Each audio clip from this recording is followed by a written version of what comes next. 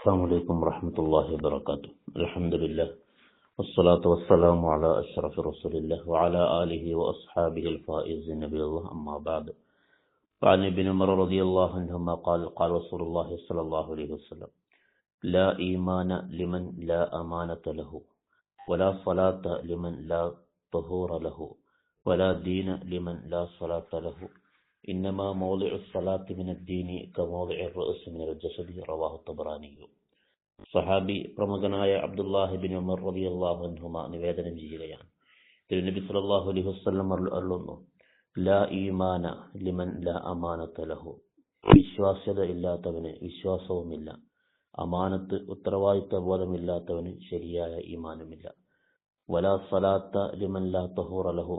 ശുചിത്വമില്ലാത്തവന്, വൃത്തിയില്ലാത്തവന് നിസ്കാരവുമില്ല. നിസ്കാരത്തിന് ശുചിത്വം, വൃത്തി അനിവാര്യമാണ്. വലാ ദീന ലിമൻ ലാ സലാത്തഹു. നിസ്കാരമില്ലാത്തവന് ദീനുമില്ല. നിസ്കാരം ഉപേക്ഷിക്കുന്നവന് യഥാർത്ഥ വിശ്വാസിയല്ല, അവന്റെ ദീൻ ശരിയല്ല. ഇന്നമ മൗളിഉ സ്വലാത്തി മിനദ്ദീനി കമൗളിഉ റഅസി മിനൽ ജസദി. ദീനിനെ സംബന്ധിച്ചിടത്തോളം നിസ്കാരം എന്ന് പറയുന്നത് ശരീരത്തിൽ തലക്കുള്ള പ്രാധാന്യമാണ്. തലക്ക് മനുഷ്യ ശരീരത്തിൽ എത്ര പ്രാധാന്യമുണ്ടോ അത്രയും പ്രാധാന്യമാണ് നിസ്കാരത്തിന് ദീനിലുള്ളത്. തല പോയാൽ പിന്നീട് ജീവനില്ല എന്നതുപോലെ നിസ്കാരമില്ലെങ്കിൽ അവന് ദീനുമില്ല എന്ന് മുത്തനബി സ്വല്ലല്ലാഹു അലൈഹി വസല്ലം താക്കീത് ചെയ്യുന്നു. തഖബ്ബലല്ലാഹ്.